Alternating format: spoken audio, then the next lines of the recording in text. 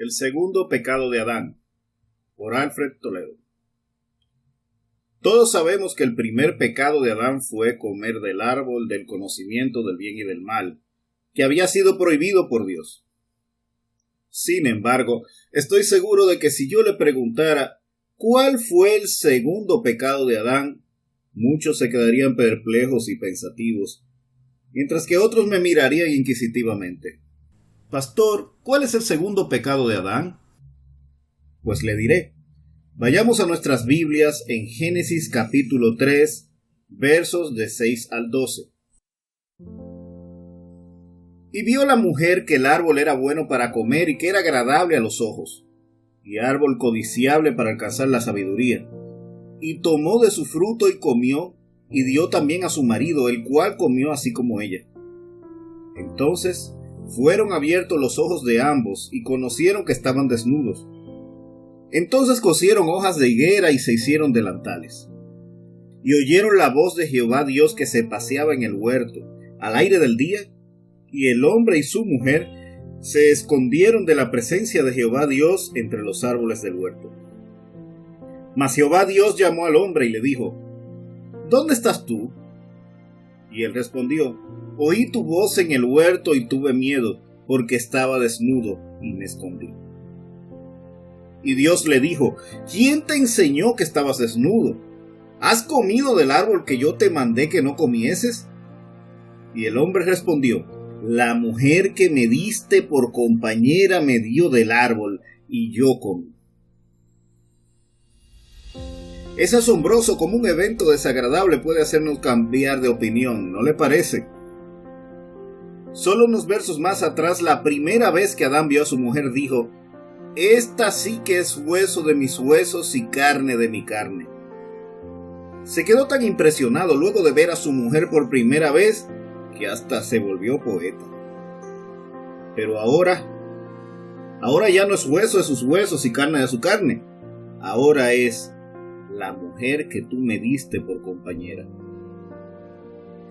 Mucho se ha dicho y mucho podríamos decir acerca de esto, pero no es en lo que quiero enfocarme ahora. No, mis amigos, el tema de hoy trata de algo diferente. Pretendo aventurarme en aguas un poco más turbulentas. Quiero acercarme hoy un poco más al alma de todos los hombres, un poco más al pensamiento de todos los que me están escuchando el día de hoy. ¿Qué usted me contestaría si yo le dijera que usted ha cometido el segundo pecado de Adán muchas veces? Tal vez usted me diga: no, pastor, yo no he buscado descargar mi culpa en mi mujer. Tal vez las damas me digan: no, pastor, yo nunca he culpado a mi marido por mis faltas. Aunque no me sorprendería si así fuese. Muy posiblemente otros me digan: ¿cómo podría yo faltar en esto si hasta soy soltero o soltera? Pues sucede que las palabras de Adán cargan con una amargura mucho mayor que un simple cambio de opinión con relación a su compañera. No, mis amados hermanos, no. Las palabras de Adán sin duda son el pensamiento de un hombre que pretende descargar su responsabilidad sobre otro para hacerse limpio ante sus propios ojos. Sin embargo, lo que lo hace verdaderamente amargo, lo que lo hace horrible es el hecho de que estas palabras pretenden culpar a Dios. Porque, ¿quién fue que le dio a Adán la mujer como compañera? No fue otro que Dios mismo. ¿Y cuál fue la mediocre confesión que Adán hizo? Dijo que había comido del árbol. Bien, pero dijo que su razón fue la mujer que Dios le había dado.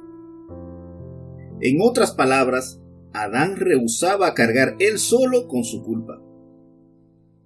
Estas palabras pretendían decir: Dios, tienes que admitir que tú también eres culpable de mi pecado, porque esa mujer que me diste es defectuosa.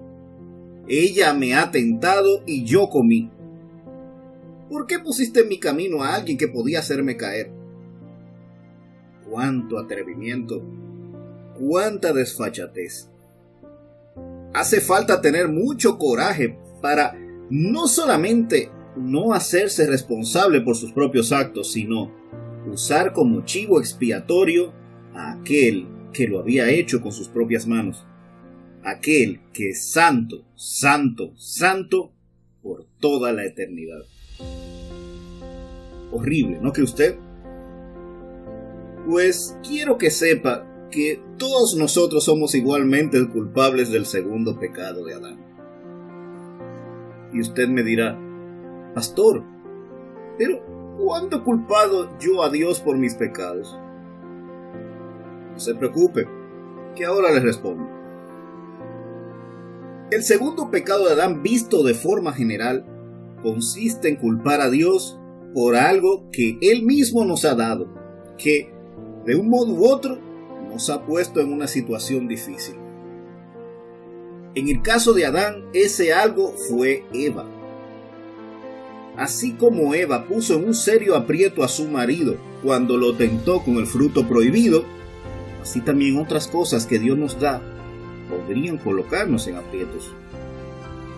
A veces nos colocan en una bifurcación donde tengo que escoger el camino de la izquierda con todo lo que eso implica o el de la derecha también con lo que implica. En otras palabras, les estoy hablando de las pruebas. En medio de las pruebas nos quejamos y decimos, si yo no estuviera pasando por esta situación económica, ayudara más a mis padres. Si no fuera por las necesidades que tengo ahora, ayudaría más a los necesitados. Si no fuera porque me llaman mis acreedores, no tendría necesidad de mentir. Y así sucesivamente ponemos excusa tras excusa.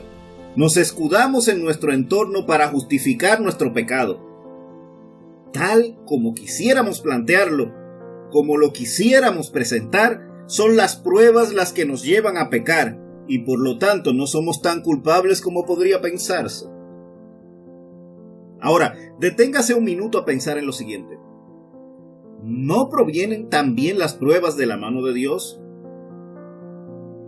Entonces, cuando hacemos esto, cuando nos excusamos en nuestras circunstancias, estamos diciéndonos a nosotros mismos, soy menos culpable porque las pruebas que vivo me han hecho vulnerable a la tentación. Sin darnos cuenta, y a veces dándonos cuenta, le decimos a Dios, las circunstancias que tú me diste son las que me llevan a pecar y por eso cometo pecado.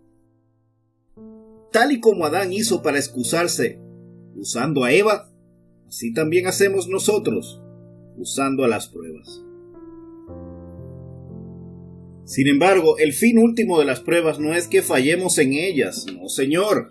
El fin de las pruebas es la edificación de las almas. Se espera de nosotros que en medio de nuestras circunstancias seamos tentados. ¿O qué cree usted que aconteció a Cristo mientras estaba en el desierto? La palabra nos dice que fue tentado por el mismo Satanás. Pues así también los seguidores de Cristo serán tentados por Satanás cuando sea su tiempo de estar en el desierto. Por eso también nos dice el apóstol en Santiago 1:12, bienaventurado el varón que soporta la tentación, porque cuando haya resistido la prueba, este verso demuestra que hay una relación directa entre prueba y tentación. No son lo mismo, pero suelen venir juntas. Vienen tan juntas como el cielo y el mar, como un automóvil y sus ruedas, o como un combo de hamburguesa y papas. Siempre que esté usted en una prueba será tentado porque usted ha sido llevado por el Espíritu al desierto para pelear con Satanás y vencerlo. Adán mismo, me dice la Escritura en Génesis 2:15, que fue colocado en el jardín del Edén para que lo labrara y lo guardase. Y este verso ruega la pregunta, ¿para que lo guardase de qué o de quién? Dios desde aquí ya prefiguraba una amenaza, un posible enemigo que vendría, un salteador que se aproximaba. Y ahora les digo que si Dios fuera el rival del diablo, hace tiempo que éste no existiera. ¿Cómo podría engañarle? porque Dios todo lo sabe. ¿Y cómo podría aventajarle si Dios es infinitamente sabio? ¿O cómo podría vencerle si Dios es todopoderoso?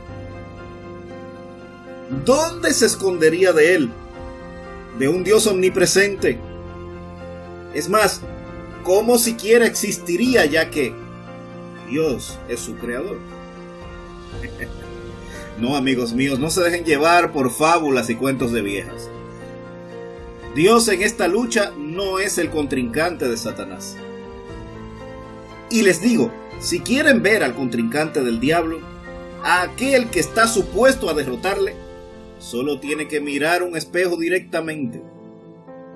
Usted, sí, usted es el que ha sido colocado en el jardín de su casa para que la labre y para que la guarde.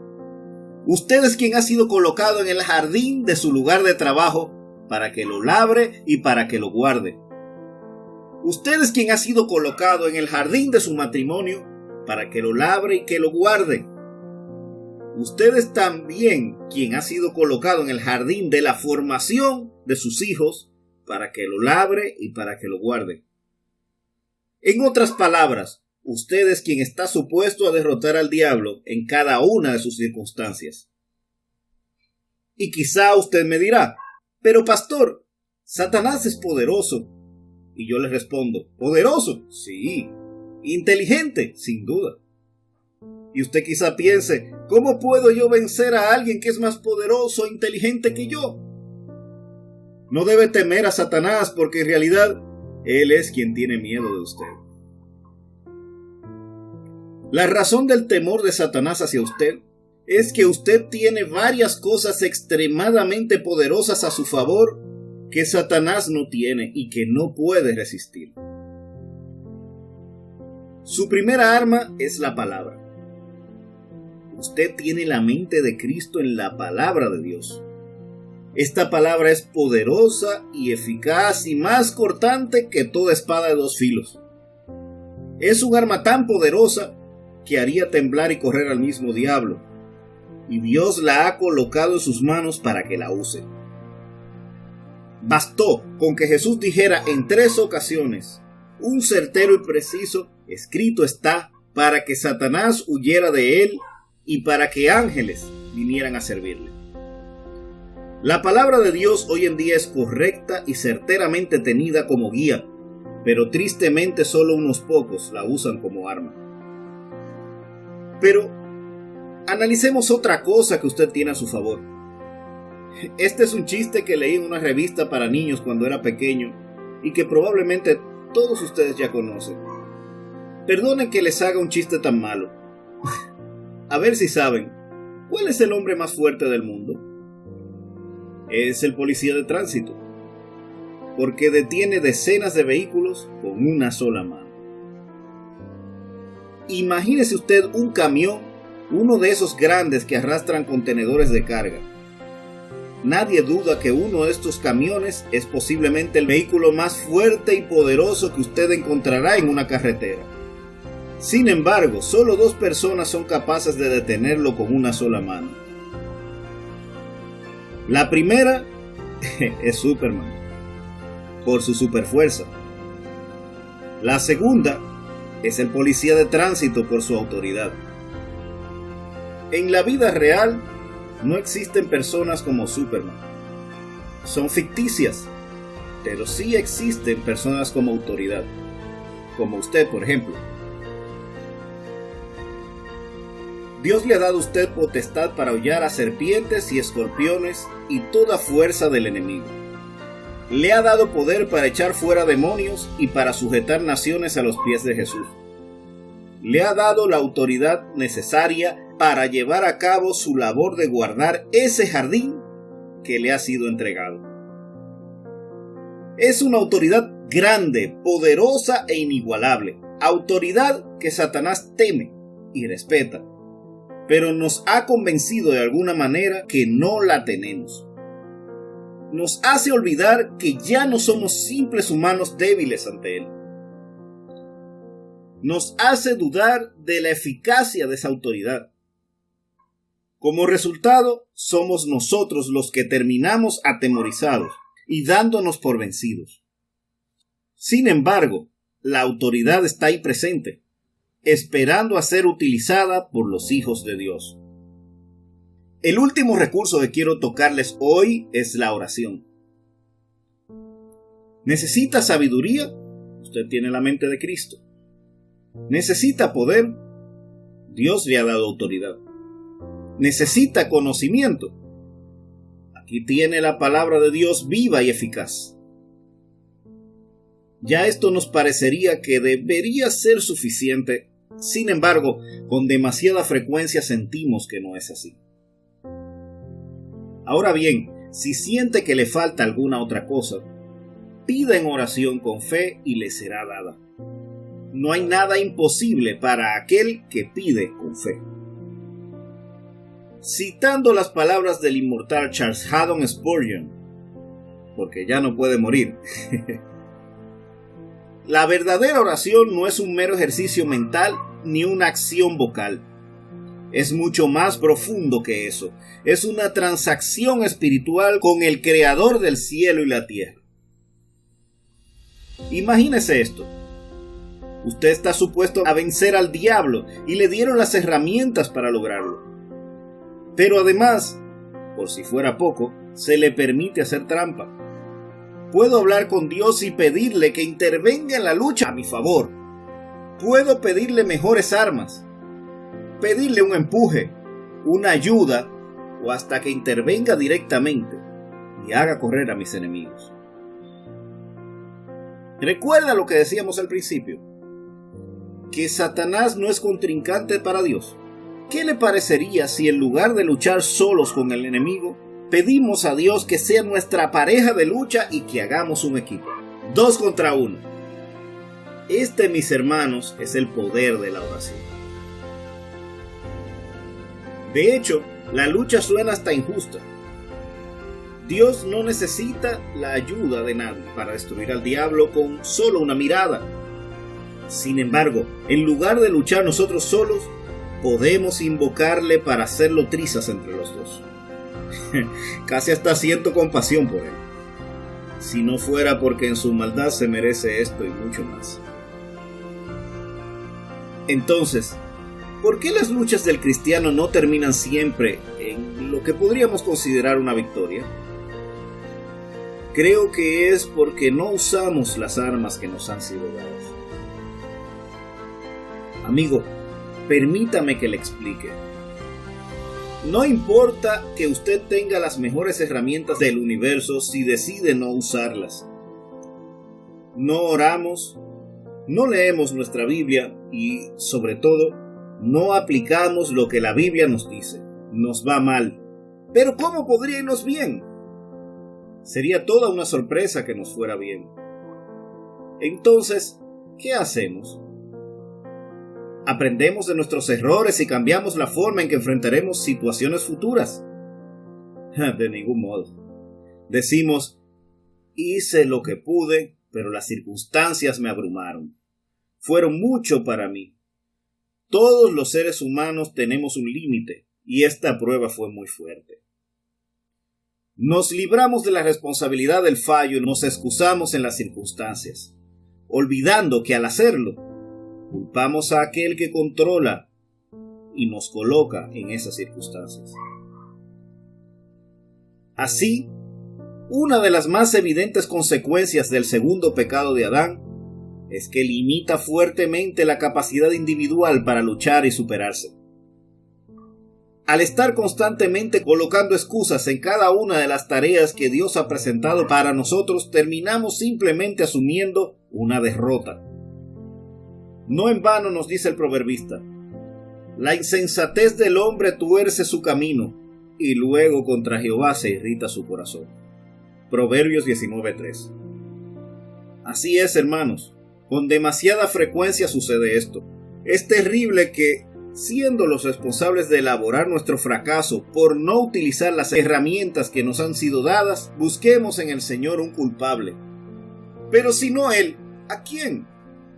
Porque no existe otra persona involucrada en la arquitectura de nuestra vida. Nuestro sentido común más básico nos impide culpar de algo a alguien que no haya podido participar en ese acto. O nos hacemos responsables de nuestros actos, o lo hacemos responsable a él. Y adivinen qué, eso es justamente lo que hacemos. O nos hacemos responsables de nuestros errores, o bien culpamos a Dios de la dureza de nuestras circunstancias. De esta manera caemos en una espiral de mediocridad donde somos voluntariamente un títere de nuestras circunstancias. Nos aferramos al peor sustituto de la autoestima, el orgullo, sin sopesar las consecuencias de ello. Una vez más, acusamos injustamente al Hijo de Dios.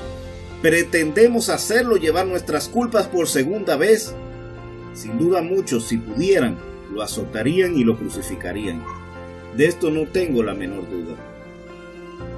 Las pruebas, hermanos míos, son diseñadas con el propósito de hacernos crecer. Estamos supuestos a vencer al diablo en medio de la tentación y a llevarnos de gloria en gloria.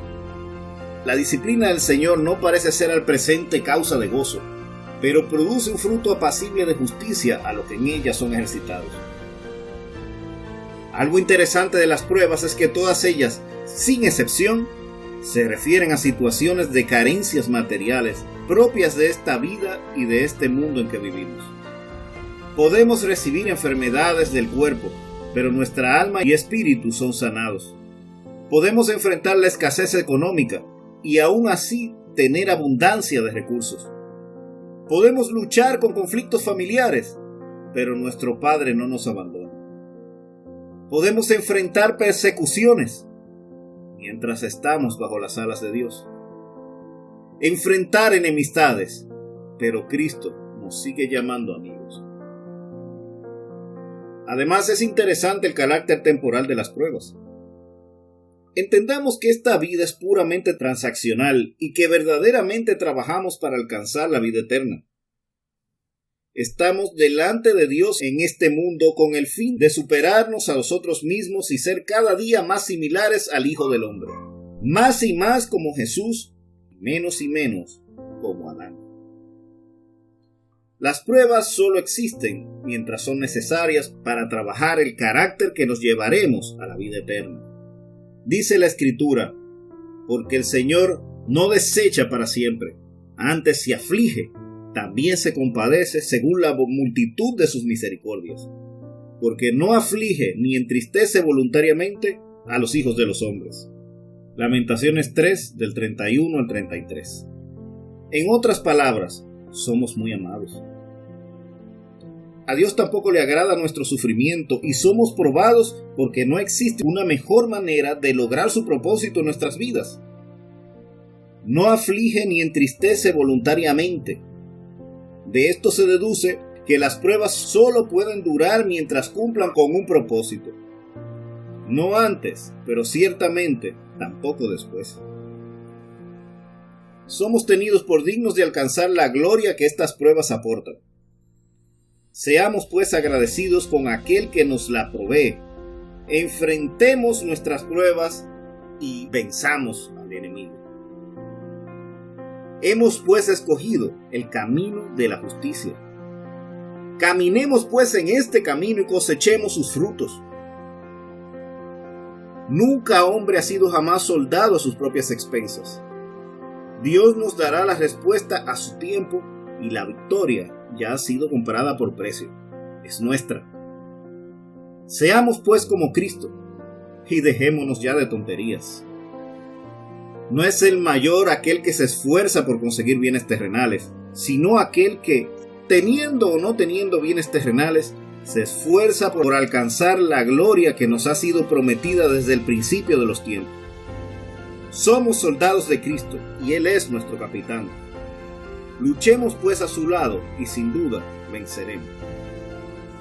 Dios les bendiga.